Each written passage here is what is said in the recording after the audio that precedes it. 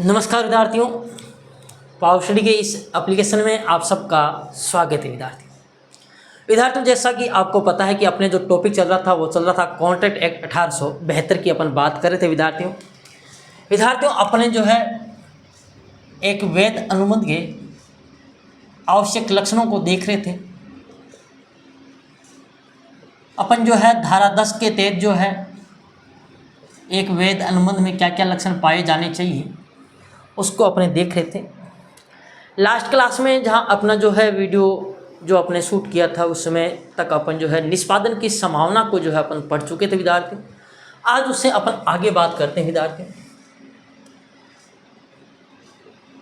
ऐसे ठहराव जो स्पष्ट रूप से व्यर्थ घोषित किए गए।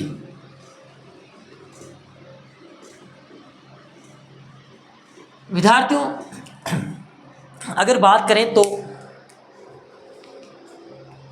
इस अनुबंध अधिनियम 1872 की कुछ धाराओं में ऐसे ठहरावों का उल्लेख कर रखा है जिनको क्या है व्यर्थ घोषित कर रखा है। यदि उन ठहरावों में से कोई ठहराव होगा तो वो ठहराव फिर क्या है वैध अनुबंध आपका नहीं होगा, यानी वो वैध अनुबंध का रूप नहीं ले पाएगा। यानी कि ऐसे ठहराव जो स्पष्ट रूप से व्यर्थ घोषित हो उनमें से नहीं होना चाहिए। यानी अगर इन ठहरावों में से अगर कोई ठहराव अगर आपके किया जाता है तो वो ठहराव फिर जो है आपका वैध अनुबंध का रूप नहीं लेगा। यानी कि जो ठहराव इस अधिनियम की अलग अलग धाराओं में जिनको स्पष्ट रूप से क्या कर रखा है व्यर्थ घोषित कर रखा है, यदि उन ठहरावों में से कोई अगर ठहराव है तो वो वैध नहीं हो सकता। यानी कि इस अधिनियम यानी इस एक्ट की विभिन्न धाराओं में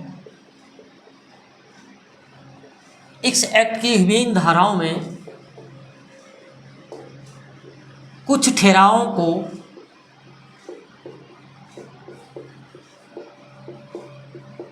स्पष्ट रूप से व्यर्थ घोषित किया गया है, यानी वोइड है, जीरो है, शून्य है। यानी कि इस एक्ट की विभिन्न धाराओं में कुछ ठहरावों को स्पष्ट रूप से व्यर्थ घोषित किया गया है। यदि इन ठहरावों में से कोई ठहराव किया जाता है तो वह वैध नहीं हो सकता है। यानी कि इस अधिनियम के अंतर्गत विभिन्न धाराओं में जिन ठहरावों को व्यर्थ घोषित किया जा चुका है, व्यर्थ घोषित किया गया है, यदि उन ठहरावों में से कोई ठहराव किया जाता है तो फिर वो आपका क्या नहीं होगा, वैध नहीं होगा। विद्यार्थियों अगर बात की जाए इस अनुबंध अधिनियम 1872 की कुछ धाराओं में, जैसे कि एवश्यक के साथ किया गया ठहराव, यानी एवश्यक के साथ अगर आपने कोई ठहराव किया है या फिर अस्वस्थ मस्तिष्क के व्यक्ति के साथ ठहराव किया है ना, जो अपन पीछे पढ़ चुके हैं, मैं आपको बताया था आवश्यक के साथ या अस्वस्थ मस्तिष्क के व्यक्ति के साथ, है ना। या फिर बात करें अगर कोई बिना प्रतिफल के ठहराव है,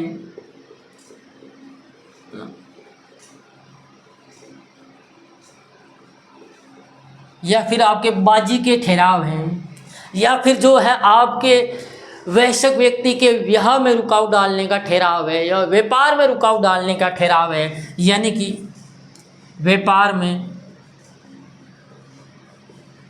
या वयस्क व्यक्ति के विवाह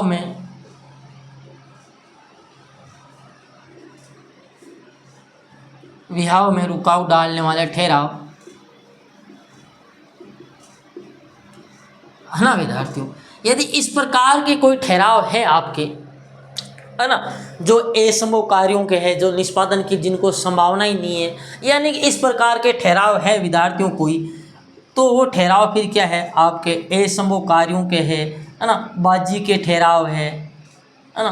तो इस प्रकार का अगर कोई ठहराव है तो वो ठहराव क्या है, इस एक्ट में उनको वैध घोषित किया गया है। इस प्रकार के जो ठहराव है आपका वैध अनुबंध के तहत शामिल नहीं होंगे, वो वैध नहीं हो सकते, यानी वैध अनुबंध का रूप आपके नहीं ले सकते, उनको राजनियम द्वारा परिवर्तित नहीं करवाया जा सकता है विद्यार्थियों। बाकी और भी कुछ जो ठहराव है उनको वैध घोषित किया गया, उनको अपन आगे डिटेल में पढ़ेंगे। इस एक्ट में जितने भी वैध जो है ठहराव घोषित किए गए हैं, जिन ठहरावों को व्यर्थ घोषित किया गया है, उनको आगे अपन विस्तारपूर्वक उन पर चर्चा करेंगे। किन किन धाराओं में उल्लेख किया गया उन पर भी अपन क्या करेंगे, आगे चर्चा करने वाले विद्यार्थियों। तो इस बात का आपको ध्यान रखना है। आगे और बात करें लक्षणों की, तो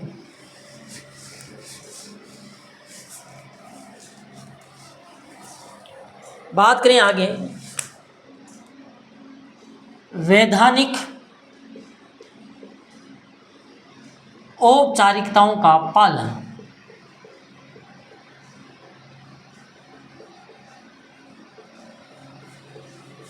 विद्यार्थियों, यदि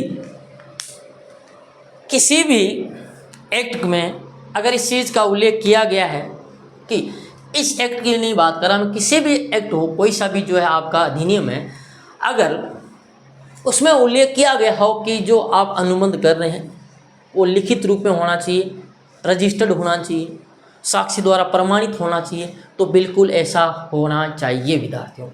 यानी कि ये जो अपन बात पढ़ रहे हैं वैध अनुबंध के आवश्यक लक्षणों में, यानी कि आपका जो है अनुबंध है वो एक्ट है, वो लिखित,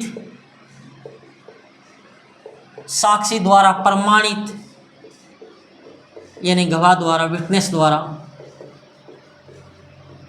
रजिस्टर्ड पंजीकृत होना चाहिए। कब? यदि ऐसा उल्लेख, देखो ये कोई कंपलसरी नहीं है कि इसलिए मैं कह रहा हूँ ये ध्यान रखना, ये कोई अनिवार्य नहीं है। आपसे पेपर में पूछा जा सकता है, ऑप्शन दिए जा सकते हैं। जिस प्रकार मैंने आपको प्रतिफल के बारे में बताया था कि प्रतिफल होना अनिवार्य है, परंतु प्रतिफल का पर्याप्त होना अनिवार्य नहीं है, उसी प्रकार आपको ये ध्यान रखना होगा कि आपका जो एक्ट है लिखित, साक्षी द्वारा प्रमाणित, रजिस्टर्ड होना चाहिए। कब? जब ऐसा आपने जरूरी कर दिया हो, यानी यदि ऐसा उल्लेख करना संबंधित अधिनियम द्वारा क्या कर दिया गया हो, अनिवार्य कर दिया गया हो, तो फिर आपके होना जरूरी है। नहीं तो कोई ज़रूरी नहीं है कि वो आपका जो है रजिस्टर्ड हो, लिखित हो, साक्षी द्वारा प्रमाणित हो, क्योंकि आपको पता है अनुबंध है, आपको पता है जो आप कॉन्ट्रैक्ट है वो सामान्यतः कैसा हो सकता है, आपको पता होगा अनुबंध है सामान्यतः लिखित हो सकता है आपका, है ना, मौखिक हो सकता है,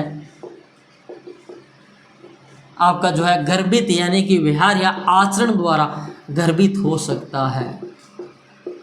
यानी कि ये बात ध्यान रखना, अगर बात की जाए तो अनुबंध है वो कैसा हो सकता है, लिखित भी हो सकता है, मौखिक भी हो सकता है, गर्भित भी हो सकता है। यानी कि वो आपके शब्दों को लिख करके या शब्दों को बोल करके या व्यवहार या आचरण द्वारा भी आपका अनुबंध हो सकता है सामान्यतः, और नॉर्मली ऐसा ही होता है। लेकिन यदि किसी एक्ट द्वारा, किसी एक्ट, मान लो कंपनी एक्ट द्वारा कोई प्रावधान हो या स्टाम्प ड्यूटी एक्ट द्वारा कोई सा भी एक्ट है, अगर उस एक्ट में कहा गया हो अगर कॉन्ट्रैक्ट करना है तो आपको जो है लिखित होना चाहिए, प्रमाणित होना चाहिए या फिर रजिस्टर्ड होना चाहिए, तो फिर वहाँ ऐसा करना जरूरी होगा। यानी कि अनुबंध अगर लिखित, साक्षी द्वारा प्रमाणित, रजिस्टर्ड होना चाहिए। यदि कब? जब संबंधित अधिनियम द्वारा क्या कर दिया गया हो, अनिवार्य कर दिया गया हो। नहीं तो सामान्यतः आप अनुबंध आप लिखित, मौखिक या गर्भित कैसा भी कर सकते हैं, आपको पता होगा। तो इस बात को आपको ध्यान में रखना है। आपसे पूछा जाए, ऑप्शन में दे दिया जाए कि जो आपका एक्ट है यानी कि कॉन्ट्रैक्ट है वो होना चाहिए रजिस्टर्ड, तो ज़रूरी है क्या? ज़रूरी बिल्कुल नहीं है, ध्यान रखना विद्यार्थियों। लेकिन कुछ अगर और चीज़ों पे बात करें, जो सूचना प्रौद्योगिकी अधिनियम है ना, सूचना प्रौद्योगिकी एक्ट है, उसके अनुसार जो है आपका जो है अनुबंध है वो इलेक्ट्रॉनिक माध्यमों से भी किया जा सकता है, यानी कि इलेक्ट्रॉनिक माध्यमों से भी किया जा सकता है आपके, है ना। सूचना प्रौद्योगिकी एक्ट के अनुसार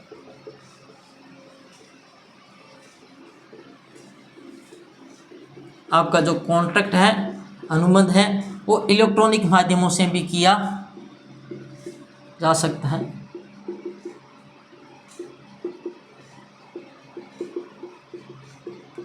ये बात भी आप ध्यान रख सकते हैं,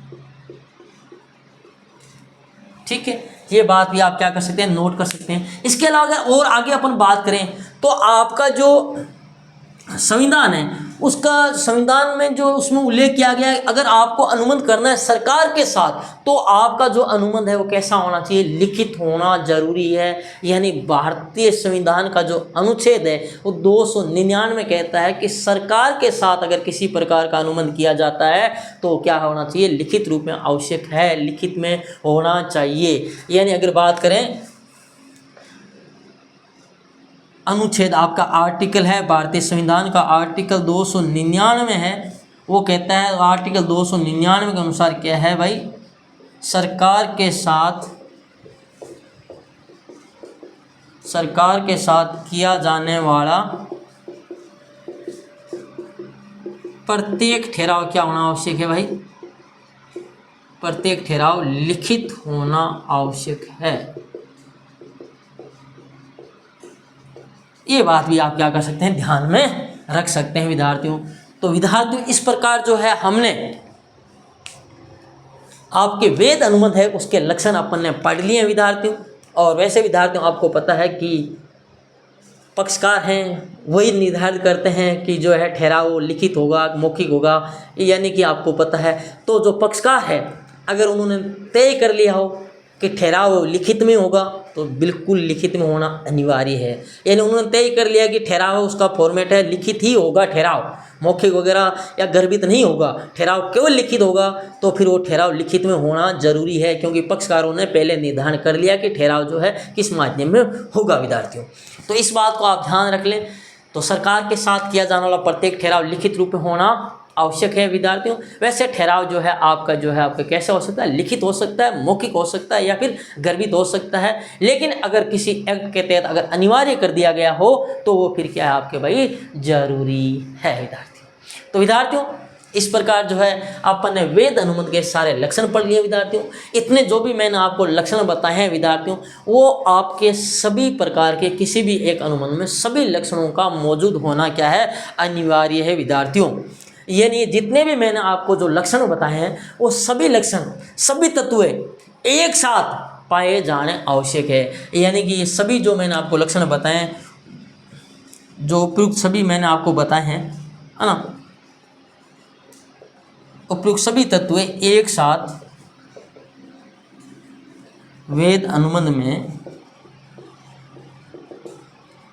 पाए जाने क्या है भाई, आवश्यक है। यानी इन सब बातों को क्या रखना होता है, ध्यान में रखना है। ये सारी बातें अगर फॉलो की जाती है तो ही वो आपका क्या है भाई, वेद अनुबंध है। यदि इनमें से किसी भी एक भी तत्व की कमी है या एक भी तत्व का अभाव है तो सीधी सी बात है वो ठहराव कानून द्वारा परिवर्तित नहीं करवाया जा सकता। यदि किसी भी मैंने जो आपको लक्षण बताए हैं वेद अनुबंध के, जिसमें मैंने आपको चाहे निष्पादन की संभावना हो, चाहे निश्चितता की बात कर ली जाए, चाहे प्रतिफल की बात कर ली जाए, ये जितने भी मैंने आपको लक्षण बताए हैं उनमें से अगर किसी भी एक भी तत्व का अभाव पाया जाता है तो फिर उस ठहराव को क्या नहीं किया जा सकता, राज नियम द्वारा कानून द्वारा परिवर्तित यानी इनफोर्सेबल लागू नहीं करवाया जा सकता है। यानी कि प्रत्येक ठहराव में ये जितने भी मैंने आपको तत्व बताए हैं ये सारे तत्व हैं, चाहे आपके वैधानिक संबंध स्थापित करने की इच्छा होनी चाहिए, यानी कि जो आपकी सहमति होनी चाहिए, स्वतंत्र सहमति होनी चाहिए, व्यर्थ घोषित ठहराव में से नहीं होना चाहिए। इन सब तत्वों को अगर कोई ठहराव फॉलो करता है तो ही वो वेद अनुबंध का आपका रूप लेगा विद्यार्थियों। तो विद्यार्थियों इस प्रकार जो है अपन ने वेद अनुबंध के लक्षणों को पढ़ लिया है। अब चलिए विद्यार्थियों आगे चलते हैं। तो अब तक है अपन कॉन्ट्रैक्ट एक्ट 1872 के जो है शब्दावली को जो है अपन ने काफ़ी शब्दावली को पढ़ ली है। कुछ और शब्दावली है उसको भी देखना जरूरी है विद्यार्थियों। अपन कुछ शब्दों पे चर्चा करने वाले विद्यार्थियों। अपन जो ठहराव है उनका जो वर्गीकरण है उनके आधार पर चर्चा करने वाले, अनुबंध के वर्गीकरण की पर चर्चा करने वाले विद्यार्थियों। तो विद्यार्थियों मैं सबसे पहले यहाँ बात कर रहा हूँ वेद ठहराव या अनुबंध की मैं विद्यार्थियों बात करने वाला हूँ, यानी कि जिसे अपन वेद ठहराव या अनुबंध बोलते हैं विद्यार्थियों। सीधी सी बात है, अभी मैंने बता दिया कि वेद ठहराव वह है या वेद अनुबंध का वो रूप लेगा, वो ठहराव जो है जिसमें क्या हो, जो अभी मैंने आपको तत्व बताए हैं, वेद अनुबंध के आवश्यक लक्षण बताए हैं, वो ठहराव है, वो वेद है। यानी कि जिसमें वेद अनुबंध के सभी आवश्यक लक्षण पाए जाते हैं, जिसमें वेद अनुबंध के सभी आवश्यक लक्षण पाए जाते हैं। यानी अब तक जो मैंने आपको बताए हैं वेद अनुबंध के लक्षण, अगर वो सारे पाए जाते हैं तो इस प्रकार का ठहराव यानी कि आपका वेद ठहराव है, या जो कि आप अपन कह सकते हैं कि वो आपका वेद अनुबंध है। यानी कि उसको क्या ठहराव को क्या कराया जा सकता है, कानून द्वारा परिवर्तित करवाया जा सकता है। यानी वेद अनुबंध वो है जिस ठहराव को क्या किया जा सकता है, यानी जिस ठहराव को कानून द्वारा क्या करवाया जा सकता है, कानून द्वारा परिवर्तित यानी कि इनफोर्सेबल यानी लागू करवाया जा सकता है। जिस ठहराव को कानून द्वारा परिवर्तित करवाया जा सकता है, ऐसा ठहराव आपका क्या है भाई, वेद ठहराव है। या जो ठहराव जिसको परिवर्तित करवाया जा सकता है, इसका मतलब वो ठहराव आपका क्या बन गया है भाई, वेद अनुबंध बन गया है। यानी कि जिसको जो है कानून द्वारा लागू करवाया जा सकता है वो आपका ठहराव है, वो वेद अनुबंध है। जैसे कि अगर मैं बात करूं कि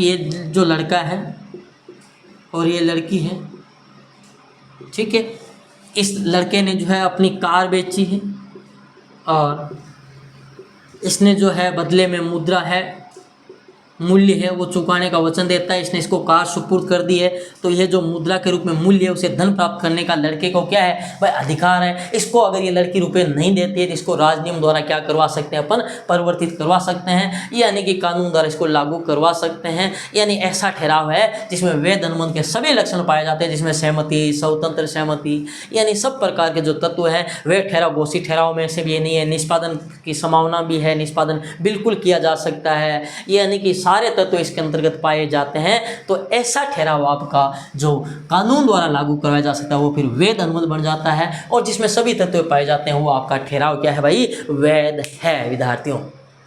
चलिए विद्यार्थियों बात करते हैं, कुछ आगे और बात करते हैं।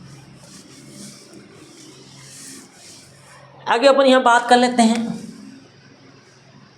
व्यर्थ ठहराव, या जिसे अपन शून्य ठहराव भी बोलते हैं, अंग्रेजी में जिसको वॉइड बोलते हैं। और इसके बारे में जो है मैं आपको पहले बता चुका हूँ, जब मैंने आपको धारा है 2G बताया था, धारा 2G, उसमें मैंने बता दिया था कि वह ठहराव ऐसा ठहराव होता है जिसको क्या नहीं कर सकते, पक्षकार होते हैं, कानून द्वारा क्या नहीं करवा सकते, परिवर्तित नहीं करवा सकते।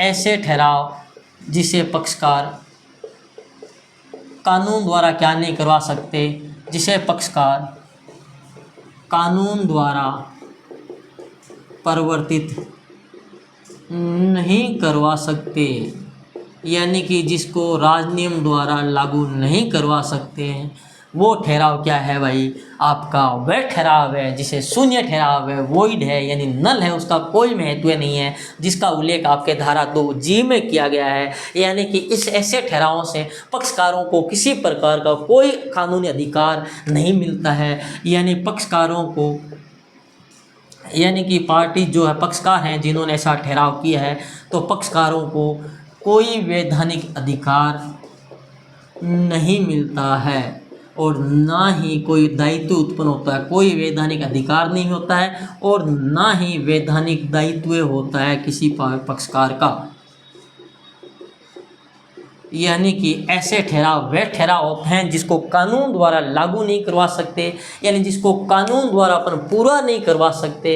यानी ऐसे ठहराव वे ठहराव होते हैं, शून्य ठहराव होते हैं। वैसे विद्यार्थियों, मैं आपको धारा 2G मैंने आपको जब पढ़ाई धारा 2A से लेकर के धारा 2J तक, तो मैं आपको इसके बारे में डिटेल में आपको बता चुका हूँ। यानी ऐसे ठहराव का कानून की दृष्टि में कोई अस्तित्व नहीं होता, औचित्यहीन होता है, जो नल होता है, यानी जिसका प्रभाव कुछ भी नहीं होता है, प्रभाव हीन होता है। ये ठहराव जो है बेकार होता है। और ऐसे ठहराव जो होते हैं वो क्या होते हैं, ये ऐसे ठहराव जो है प्रारंभ से ही क्या होते हैं भाई, प्रारंभ से क्या होते हैं, व्यर्थ ही होते हैं, है ना। तो इस प्रकार के ठहरावों को अपन बोलते हैं विद्यार्थियों, व्यर्थ ठहराव बोलते हैं विद्यार्थियों। चलिए विद्यार्थियों, बात करते हैं आगे।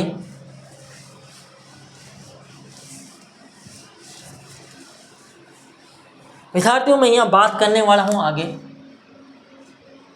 व्यर्थ अनुबंध की। अभी अपन ने व्यर्थ ठहराव देखा।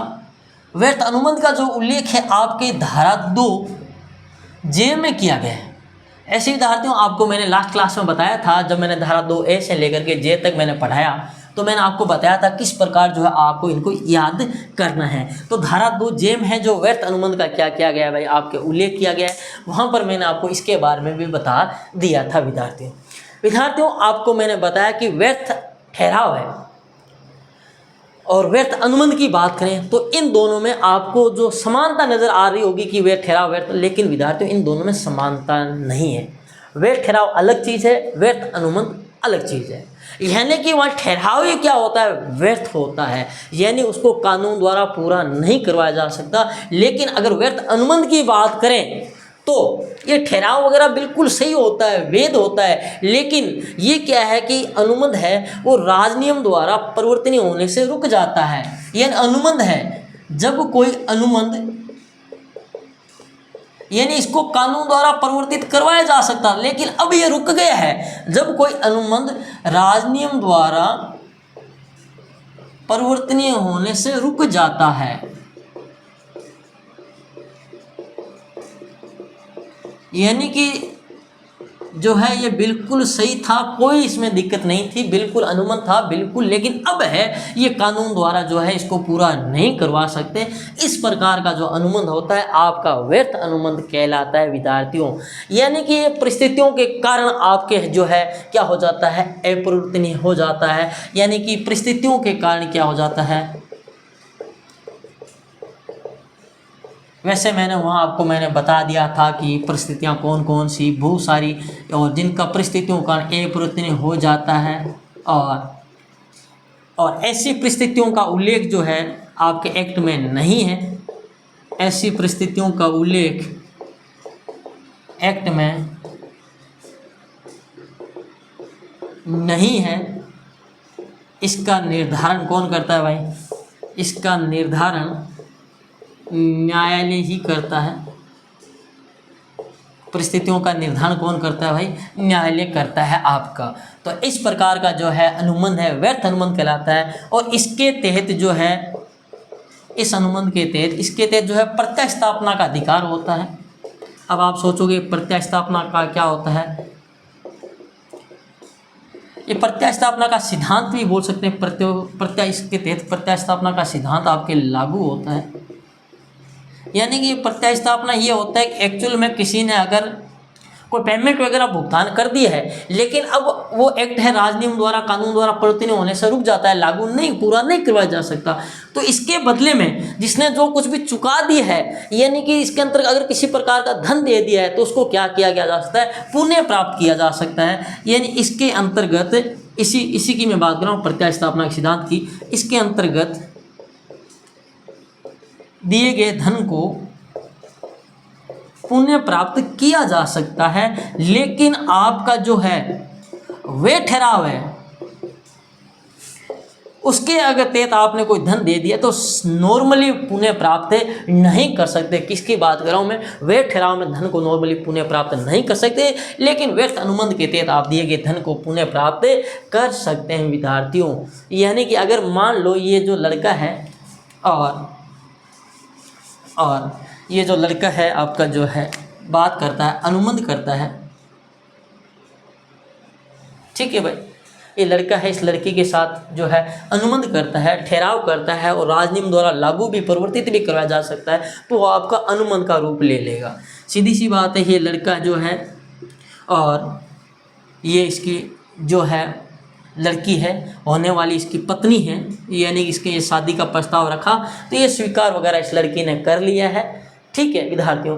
तो ये अभी जो है आपका बिल्कुल अनुबंध है, और लेकिन बाद में इस लड़की की जो है मृत्यु हो जाती है तो ये आपके जो राजनियम द्वारा अब इसको लागू नहीं करवाया जा सकता, यानी परिवर्तन ये नहीं हो सकता, क्योंकि परिस्थितियां हो गई या कानून परिवर्तन हो गया या किसी प्रकार की कंडीशन, ये मान लीजिए जिसमें प्रस्ताव किया उसमें मान लो सरकार ने जो है लड़की की शादी की उम्र 18 वर्ष कर रखी थी, लेकिन अब सरकार ने लड़की की उम्र 21 वर्ष कर दी है मान लो, तो ये लड़की 20 वर्ष है तो अब इसकी शादी नहीं करवा सकते यहाँ, है ना, तो 1 साल वेट करना पड़ेगा, सीधी सी बात है। तो ऐसी परिस्थितियाँ हो जाती है जिनके कारण पूरा होने से रुक जाता है, तो ऐसा अनुबंध आपका क्या हो जाता है भाई, उसमें वो व्यर्थ अनुबंध कहलाता है विद्यार्थियों।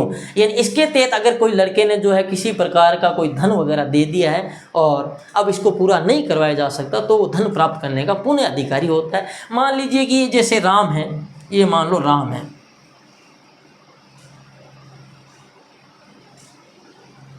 ठीक है भाई, ये राम है और ये आपके जो है श्याम है विद्यार्थी, ये श्याम है, इसके ही एक जो है ये आपके श्याम है, उसकी जो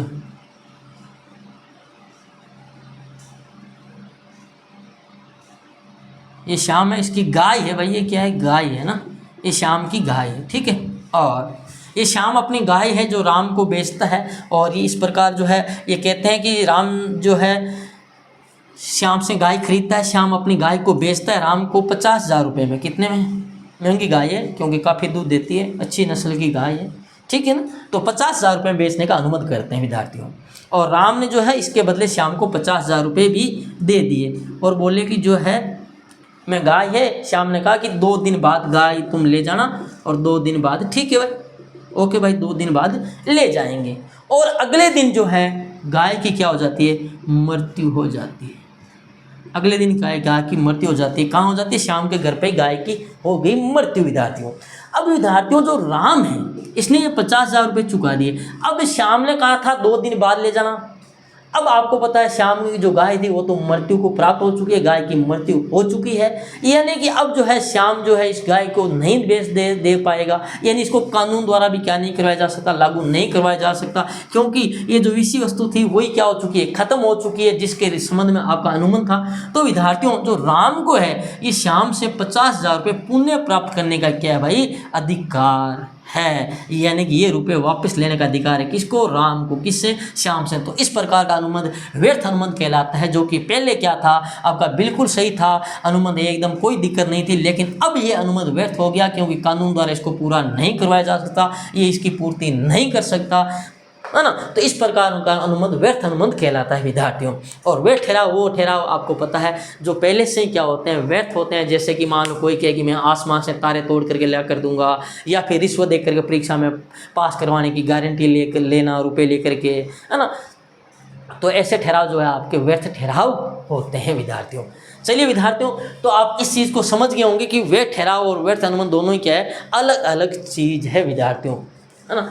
तो विद्यार्थियों इस बात का आपको ध्यान रखना, लेकिन एक बात भी ध्यान रखना, जो व्यर्थ ठहराव होता है ना उसके संपार्श्विक कोई अनुबंध किया गया ना तो उन पर कोई प्रभाव नहीं पड़ता, इस बात का भी आप ध्यान रखना। यानी कि अगर मैं बात करूं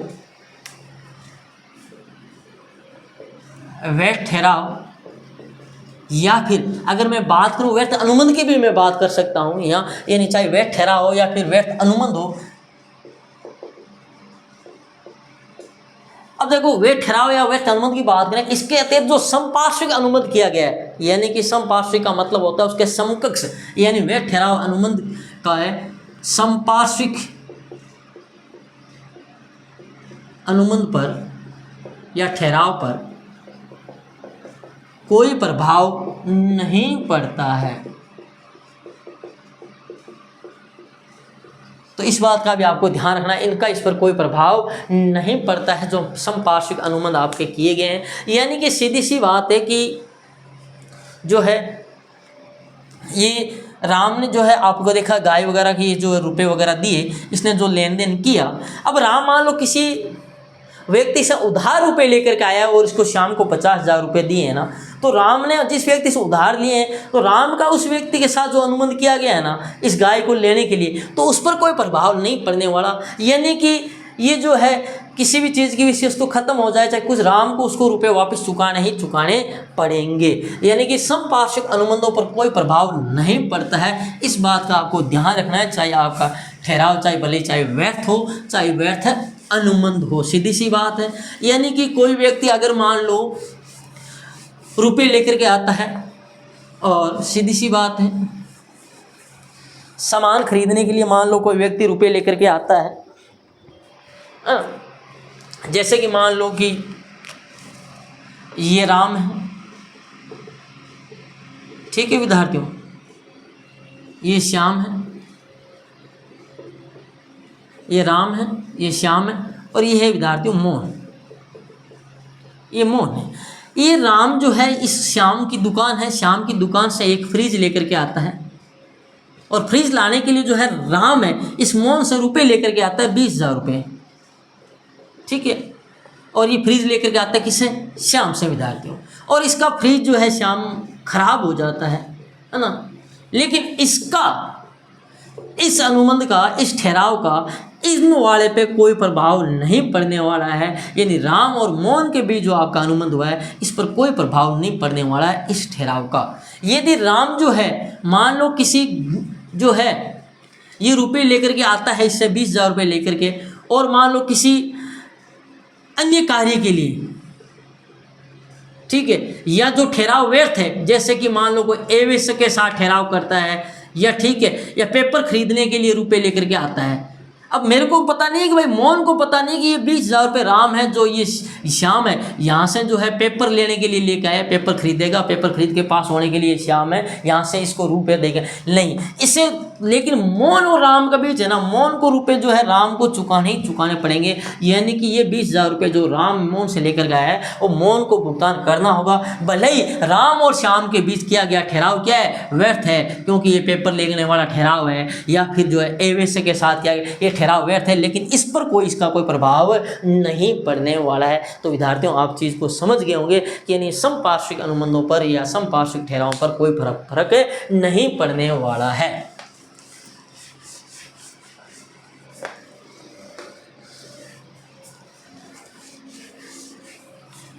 चलिए विद्यार्थियों कुछ आगे चर्चा कर लेते हैं, बात कर लेते हैं व्यर्थनीय की बात कर लेते हैं। यानी कि व्यर्थनीय या जिसे अपन शून्यकरणीय भी बोलते हैं, शून्यकरणीय अनुबंध की बात कर लेते हैं, जिसे अंग्रेजी में अपन वॉइडेबल बोलते हैं और जिसका उल्लेख धारा याद आ गया होगा आपका, धारा 2 आई यानी दर्द हुआ ना, सीधी सी बात है। इसके बारे में आपको बता चुका हूँ कि ये जो इस प्रकार के जो होते हैं आपको मैंने बताया, चाहे व्यर्थ जो आपके व्यर्थनीय की अगर मैं बात करूँ तो मैंने आपको बताया ऐसे जो है आपके पीड़ित पक्षकार हैं, जो पीड़ित पक्षकार उसकी इच्छा पर जो है ये क्या होता है? व्यर्थनीय होता है, शून्यकरणीय होता है। किसकी इच्छा पर? पीड़ित पक्षकार की इच्छा पर, दोषी पक्षकार की इच्छा पर नहीं। मैं आपको जो है धारा 2 पढ़ाया मैंने, उसमें मैंने आपको डिटेल में वहाँ बता दिया था विद्यार्थियों। यानी कि इसको जो है दोषी पक्षकार को ऐसा विकल्प प्राप्त नहीं होता है। ये विकल्प किसको प्राप्त होता है? केवल और केवल किसको? पीड़ित पक्षकार को। उसकी इच्छा से या तो उसको पूरा करवा सकता है या फिर उसको क्या समझ सकता है? व्यर्थ समझ सकता है विद्यार्थियों। तो इसको अगर बात करें तो व्यर्थनीय की शून्यकरणीय की बात करें, कुछ तो ऐसे होते हैं जो प्रारंभ से ही क्या होते हैं? व्यर्थ नहीं होते हैं, है ना। वे अनुबंध जो प्रारंभ से ही व्यर्थ नहीं हो।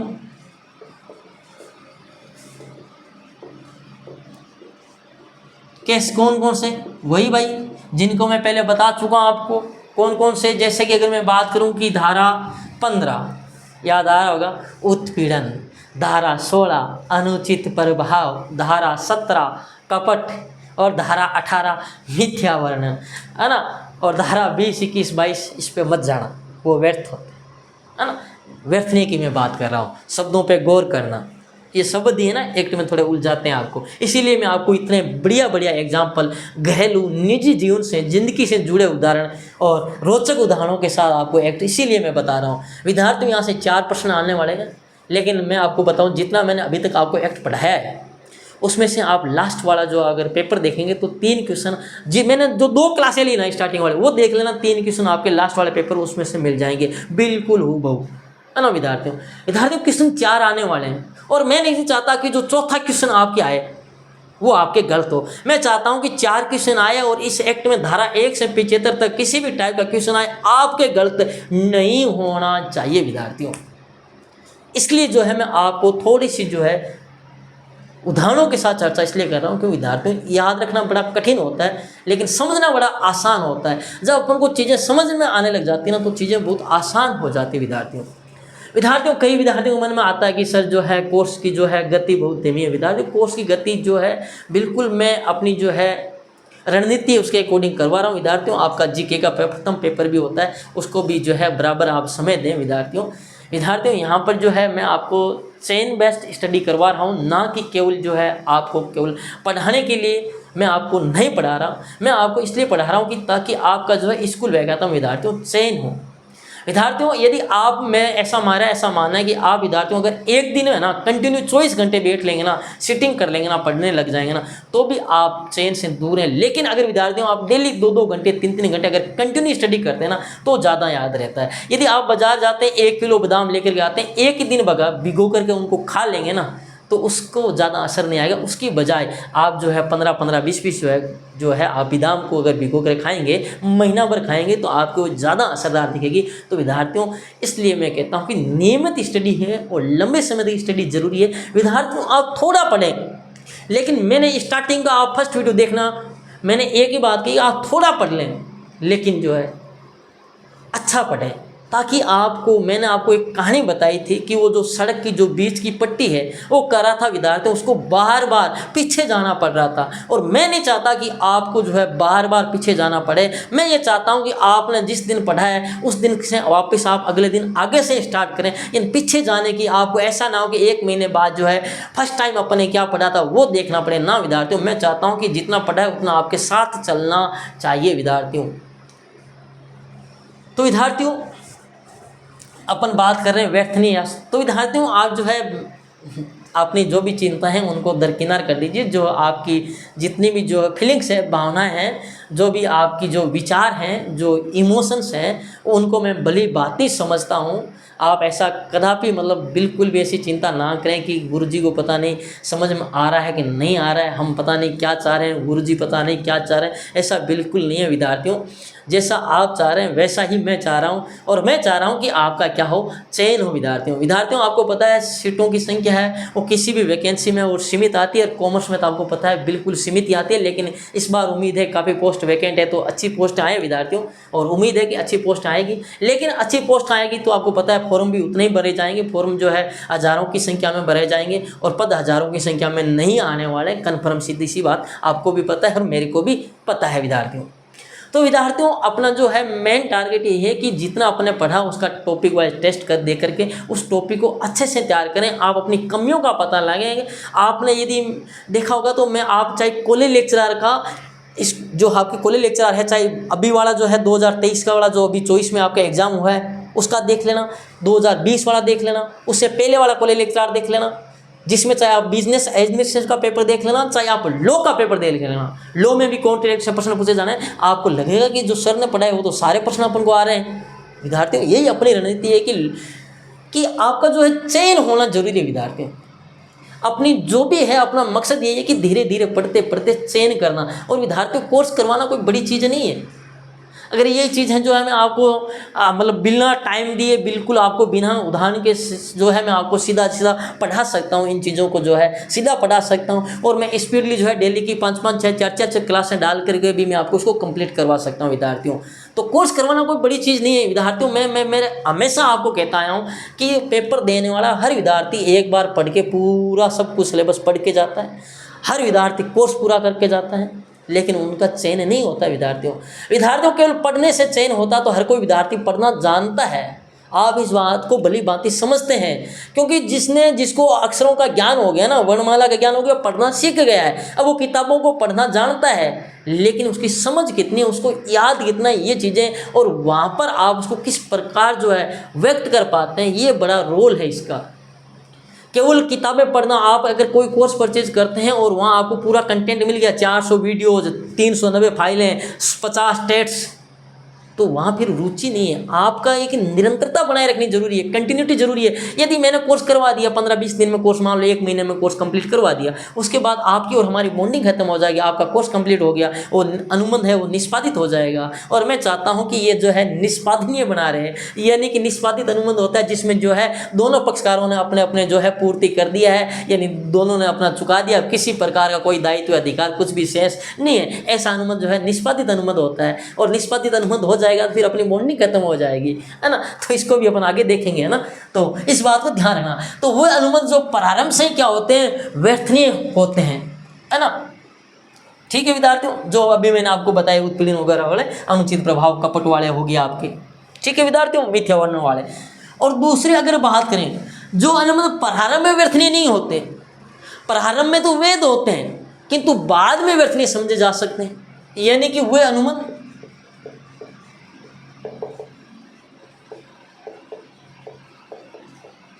जो प्रारंभ में वेद होते हैं किंतु बाद में क्या किया जा सकता है, इनको व्यर्थनीय समझा जा सकता है।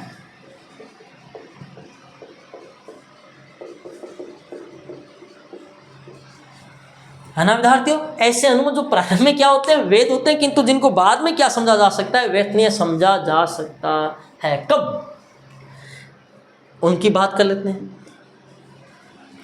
इसमें धारा 39 यानी धारा 39,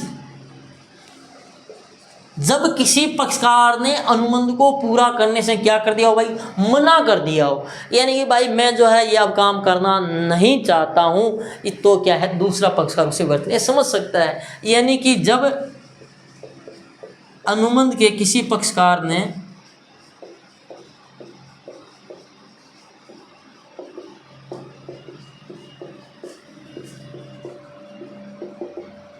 अनुबंध पूरा करने से मना कर दिया है,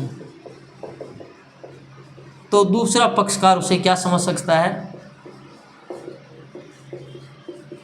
उसे व्यर्थनीय समझ सकता है। यानी धारा 39 कहती है, यदि कोई पक्षकार मना कर देता है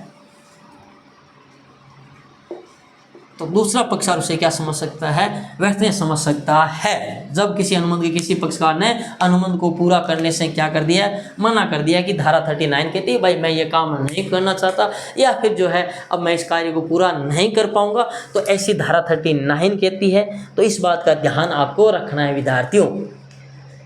तो समझ गए होंगे, कब, जब अनुबंध के किसी पक्षकार ने अनुबंध को क्या कर दिया हो भाई, पूरा करने से क्या कर दिया हो, खुद ने क्या कर दिया हो, मना कर दिया हो। जैसे कि मान लो कि ये लड़की है, इस लड़के से कह दे कि भाई जो है अब मैं तुमसे शादी करना नहीं चाहती हूँ, सीधी सी बात है, मैं तेरे से शादी नहीं करना चाहती हूँ।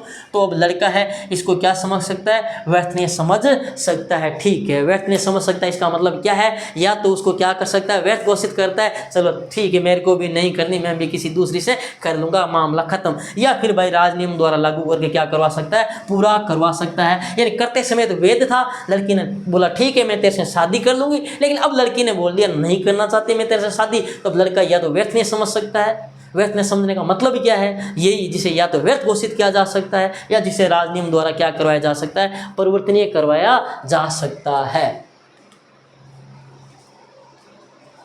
तो समझ गए आप धारा कौन सी, धारा 39 कहती है विद्यार्थियों। चलिए विद्यार्थियों और बात करें।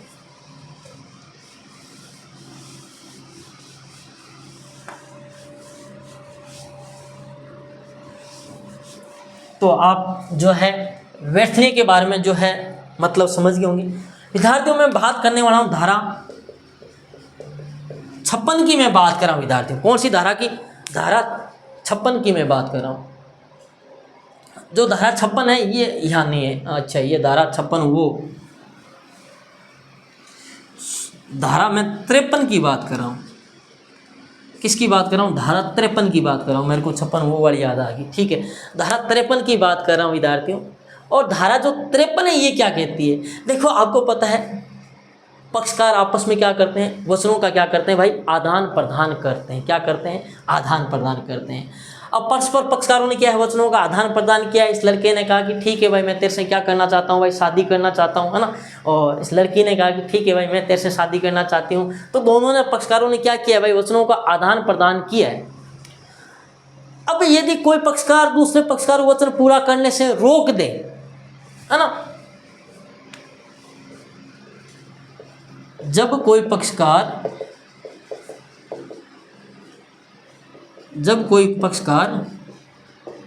दूसरे पक्षकार को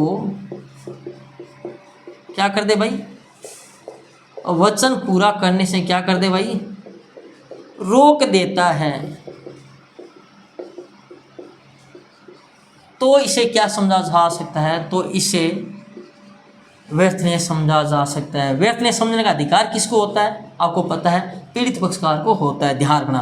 तो इसे व्यर्थने समझा जा सकता है। इसका उल्लेख कहाँ किया गया भाई, धारा 53 में किया गया है। धारा 53 में क्या किया गया है, जब कोई पक्षकार दूसरे पक्षकार को वचन पूरा करने से रोक देता है तो इसे व्यर्थने समझा जा सकता है। कैसे विद्यार्थियों, जैसे कि मान लो ये लड़का है, ठीक है भाई, ये लड़की है, इसने शादी का प्रस्ताव रखा था, ठीक है विद्यार्थियों, इसने भी स्वीकार कर लिया था, यानी कि शादी का जो है आपका वेद अनुमत हो गया था, बिल्कुल वेद था, यानी कोई दिक्कत नहीं थी। लेकिन अब एक्चुअली में हुआ क्या, ये लड़का है ना, इस लड़के को ये दूसरी लड़की है ये पसंद आ जाती है। इस लड़के को जो है अब ये लड़की पसंद आ गई, ठीक है भाई विद्यार्थियों। पहले इसके सामने प्रस्ताव रखा और इस लड़की ने स्वीकार भी कर दिया था शादी का। अब इस लड़के को ये वाली लड़की पसंद आ जाती है, दूसरी लड़की पसंद आ जाती है। तो ये लड़का इस लड़की के साथ जो अनुबंध किया था ना, इस लड़की को कहता है कि तू रहने दे, शादी करने से मना कर देता है कि तू शादी कर, मेरे से तू जो है शादी करने से रहने दे, मैं नहीं चाहता कि तू मुझसे जो है शादी करे। ये कौन कहता है, ये लड़का इस लड़की को अनुबंध पूरा करने से क्या कर रहा है, वो रोक रहा है। ये लड़की शादी करना चाहती है पर ये लड़का इस लड़की को शादी करने से रोक रहा है कि तू ये काम अब रहने दे। जैसे अगर और मैं अभी इसको बात करता हूँ, इसको डिटेल में चलता हूँ, उससे पहले मैं एक छोटा सा उदाहरण आपको यहाँ और दे देता हूँ।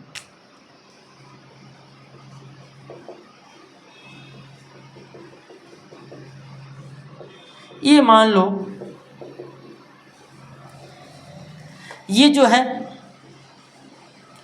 एक थिएटर है और ये थिएटर का मालिक है, जहाँ पर क्या है नृत्य का प्रोग्राम होता है। क्या होता है भाई, रंगमंच है जहाँ पर नृत्य का प्रोग्राम होता है, डेली नाइट शो होता है। ये लड़की है और ये इसके साथ अनुबंध करता है, ये थिएटर वाला मालिक, कि जो है तू जो है रोजाना मेरे इस थिएटर के अंदर 20 दिन तक डेली नृत्य करने आएगी। कितने दिन तक भाई, 20 दिन तक नृत्य करना आएगी और मैं तेरे को क्या है 5,000 रुपये दूंगा। कितने रुपए, 20 दिन तक नृत्य करने आने पर मैं इस थिएटर का जो मालिक हूँ, मैं तेरे को 5,000 रुपये दूंगा। 20 दिन डांस करने आएगी, रोजाना 1 घंटे जो है शाम को है 8 से 9 है, ठीक है भाई। ये लड़की अनुबंध कर लेती है। अब विद्यार्थियों ये जो लड़की है ना,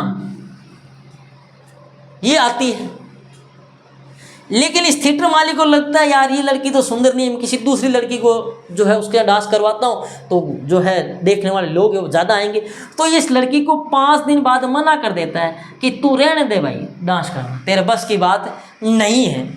तो भाई ये लड़की जो है ये लड़की तो इस अनुबंध को क्या करना चाहती है, पूरा करना चाहती है, पर ये मालिक अब पूरा नहीं करवाना चाहता। तो भाई इस ठहराव को व्यर्थ नहीं समझने का अधिकार किसको है, इस लड़की को है। ये लड़की क्या कर सकती है, यानी कि इससे क्या कर सकती है भाई, सत्य पूर्ति प्राप्त कर सकती है। भाई बात हुई थी अपने 20 दिन की, अब मैं कहाँ जाऊँगा, सत्य पूर्ति की बात हुई थी ना, अरे बात हुई थी कि नहीं हुई थी, अरे सत्य पूर्ति की बात हुई थी ना भाई, सत्य पूर्ति दे भाई, बात हुई थी अपने डांस करवाने की। तो ये लड़की को व्यर्थ नहीं समझने का अधिकार है। या फिर ये जो थिएटर मालिक है ये बुलाना चाहता, लेकिन ये लड़की 5 दिन बाद आती है कि नहीं मैं जो है अब ये पूरा नहीं कर पाऊंगी कार्य, तो ये थिएटर मालिक व्यर्थ नहीं समझ करके क्या कर सकता है, सत्य पूर्ति मांग सकता है। बता अब मैं लड़की कहाँ लाऊं, जो मेरे तो वहाँ लोग आए हुए हैं डांस देखने, तो हैंड टाइम पे मना कर दी, सत्य पूर्ति दे, है ना। समझ गए आप बात को। तो एक पक्षकार जब है किसी दूसरे पक्षकार को वचन पूरा करने से रोक देता है तो उसे भी क्या समझा जा सकता है, इसे व्यर्थ नहीं समझा जा सकता है। और कौन पक्षकार, जो पीड़ित पक्षकार है वो उसे व्यर्थ नहीं समझने का अधिकार होता है। और ये बात धारा 53 में कहा गया है। तो यहाँ जो अभी मैंने बताया, जो लड़का इस लड़की को पसंद कर लेता है तो इस लड़की को शादी करने से मना कर देता है, तो ये लड़की इसको क्या समझ सकती है, व्यर्थ नहीं। या तो इसको कहती है भाई तू सत्य पूर्ति दे, मैं इतने दिन तेरे प्यार में रही, है ना, और मुझे क्या पता था तू जो प्यार है किसी दूसरी से और कर रहा है, ठीक है, मुझे सत्य पूर्ति दे, पहले बात क्यों की थी शादी की, है ना, हमने जो शादी की पूरी तैयारियां कर रखी है, सीधी सी बात है ना। या तो इसे पूरा करवा, या बोले रहने दे तुम मेरे को जो है सत्य पूर्ति दे, सीधी सी बात है। तो ऐसा जो होता है उसे अपन के, यानी जो करते समय व्यर्थ होते हैं, बाद में क्या उसको व्यर्थ नहीं समझा जा सकता है विद्यार्थियों। तो ये चीज़ समझ गए होंगे। आगे और बात कर लेते हैं कुछ इसी के तहत अपने।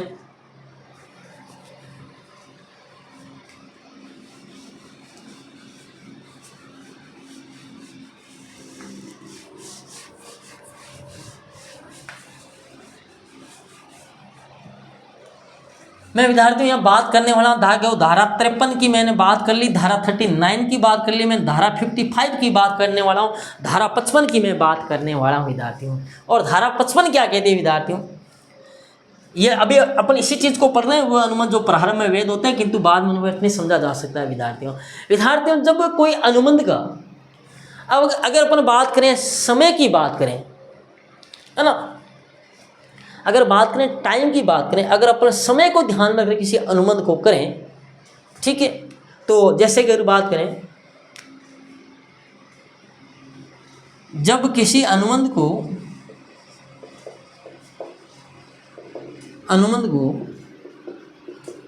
एक पक्षकार समय पर पूरा करने का वचन देता है,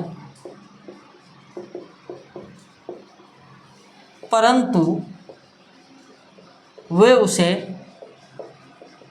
समय पर पूरा करने में क्या रहता है भाई, असफल रहता है।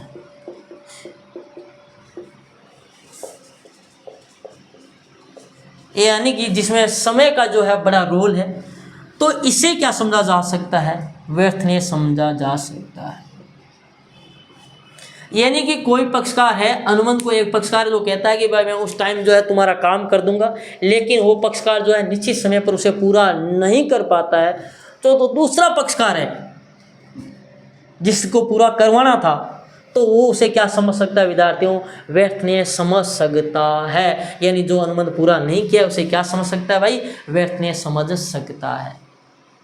समझे आप बात को, समझे या नहीं समझे भाई। जब वो किसी अनुबंध को एक पक्षकार समय पर पूरा करने का वचन देता है, परंतु उसे समय पर पूरा करने में असफल रहता है, तो दूसरा पक्षकार है जिसको पूरा करवाना था, अगर वो पूरा नहीं किया तो उसे क्या समझ सकता है, व्यर्थ नहीं समझ सकता है विद्यार्थियों। जैसे विद्यार्थियों बात की जाए, मान लो इसी लड़के को ले लेते हैं, चलो ये जो लड़का है, इस लड़के की शादी है 20 जनवरी को। 20 जनवरी क्यों, अभी तो अपने ले लेते हैं ना, 30 सितंबर को शादी है। अब आप ये मत सोचना कि सर अभी तुम मुहूर्त वगैरह सावे वगैरह नहीं चल रहे हैं। भाई बड़ी मुश्किल से सगाई हुई है, बिना सावे के हम क्या कर रहे हैं, सगाई कर रहे हैं। तुम सोच रहे हो कि सर दे उठनी 11 तक जो है इंतजार तो करवाते, इसका ना इंतजार नहीं करेगा ये लड़का, अभी शादी तुरंत करने वाला है।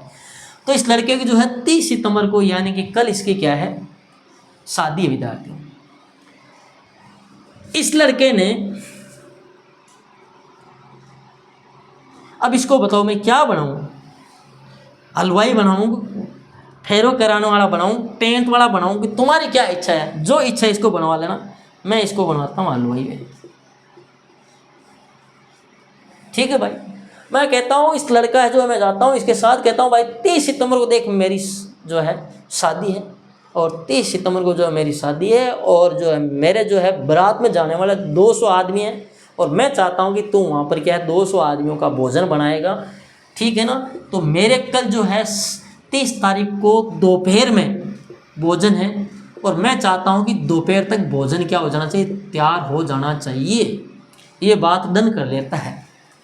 लेकिन विद्यार्थियों, ये जो है समय पर जो है भोजन नहीं बना पाता है, ये इसको पूरा नहीं कर पाता है, तो अब मेरे पास ऑप्शन है, क्योंकि पीड़ित पक्षकार कौन है, मैं हूँ, मेरी शादी में भंग डला है, मैं हूँ, तो मैं इसको क्या समझ सकता हूँ, व्यर्थ नहीं समझ सकता हूँ। यानी इसको या तो व्यर्थ घोषित या फिर राज्य नियम द्वारा लागू करके इसे क्षतिपूर्ति वगैरह वसूल करा सकता हूँ, या इसको कहूँगा भाई कैसे भी कर मेरे को बना के दे भाई, चाहे तू है चाहे कहीं और से हलवाई बुला, चाहे तेरे महंगा पड़े सस्ता पड़े, मुझे कोई लेना देना नहीं है विद्यार्थियों। तो समझे बात को, यदि समय का महत्व है, समय को सार्थक तो अगर अनुबंध में माना गया, क्योंकि अपन ने उसको टाइम दिया है। इसका ऐसा नहीं है कि भाई मेरे बनाना है मिठाई, नहीं, समय दिया है, उस तारीख को अपन को इस टाइम चाहिए, सीधी बात है। आपको पता है कि जब शादी वगैरह होती है तो अपन डीजे वगैरह बुक करके आते हैं नाचने के लिए। भाई डीजे क्या है, राती जोगे को अपन को भाई आज की डेट में 29 सितंबर को रात को 9 बजे अपने घर पे डीजे चाहिए, अपन को साउंड सिस्टम चाहिए, अच्छे अच्छे गाने बजने चाहिए उसके अंदर, सीधी बात है। अब डीजे वाला क्या है भाई, ये है डीजे वाला, देखो मैं बताता हूँ।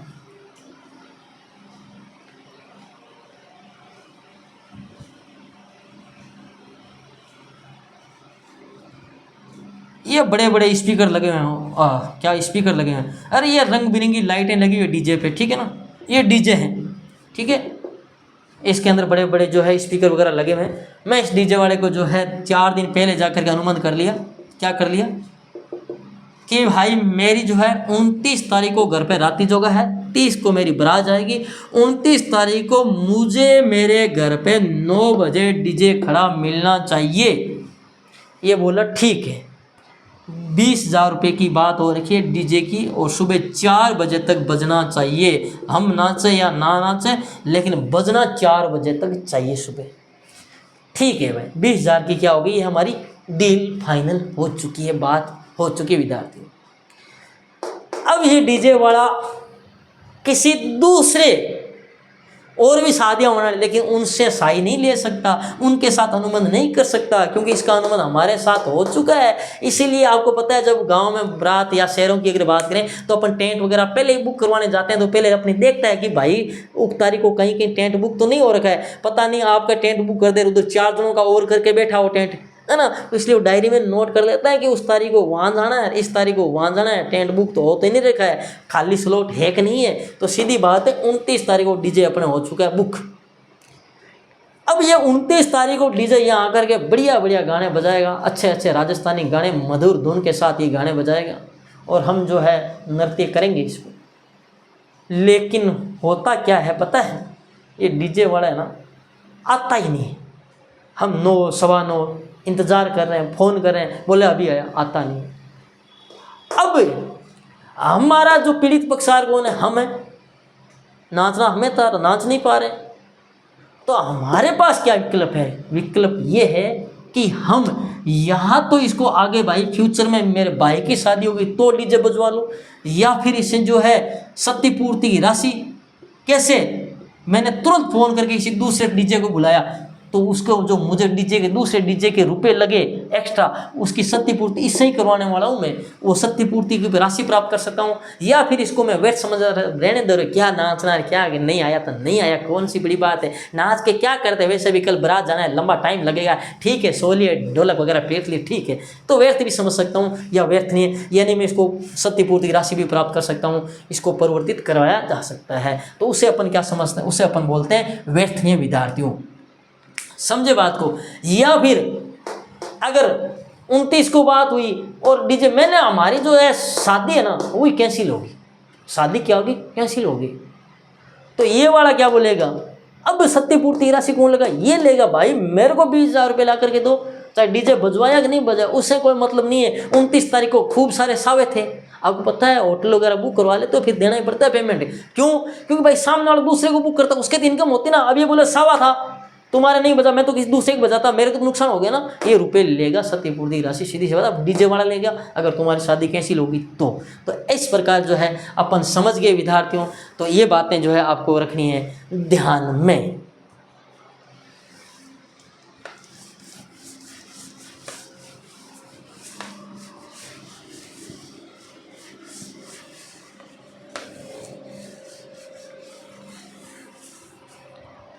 अब लो भाई, व्यर्थनी अनुबंध के प्रभाव क्या होते हैं इसकी अगर बात करें तो प्रभाव मैं आपको ऐसे ही बता चुका हूँ कि प्रभाव क्या है, इसे आपको पता है। कौन समझ सकता है व्यर्थनीय? सीधी सी बात है, पीड़ित पक्षकार ही समझ सकता है। यानी कि पीड़ित पक्षकार को व्यर्थनीय समझने का अधिकार होता है। किसको होता है? पीड़ित पक्षकार को, है ना। किसको अधिकार होता है भाई? पीड़ित पक्षकार को, ना कि दोषी पक्षकार को। ठीक है। अब पीड़ित पक्षकार क्या कर सकता है?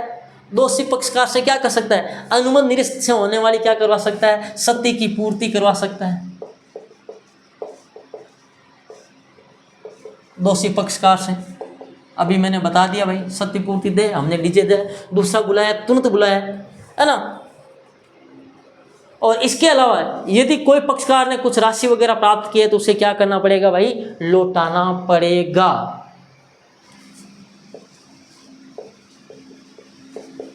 व्यर्थनी अनुबंध के तहत किसी पक्षकार ने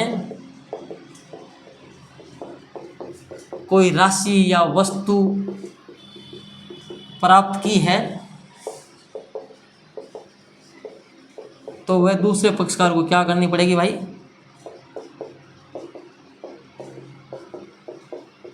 वापस लौटानी पड़ेगी। सीधी सी बात है। हमने तेरा डीजे बुक किया था, हमने तेरा क्या बुक किया था? डीजे बुक किया था। हमने तेरे को जो है रुपए एडवांस में 5,000 दे के गए थे। कितने रुपए देकर गए थे? 5,000 रुपये दे के गए थे। तो डीजे बजाना आया क्या? बोले नहीं आया। ला हमारे 5,000 रुपये ला, हमने तेरे को दिए थे, वह 5,000 तेरे प्लस सत्य पूर्ति की राशि और थे भाई। ऐसे तुम शादियों में डीजे बजाना नहीं आता है, कैसे काम चलेगा? तो समझ गए ना? बताओ कोई डाउट है क्या? नहीं है ना? क्लास कितने टाइम की होगी देख लेता हूँ मैं। चलिए विद्यार्थियों, क्लास जो है तकरीबन 1 घंटे की हो चुकी है। आगे और अपन चर्चा करते हैं आगामी क्लास में।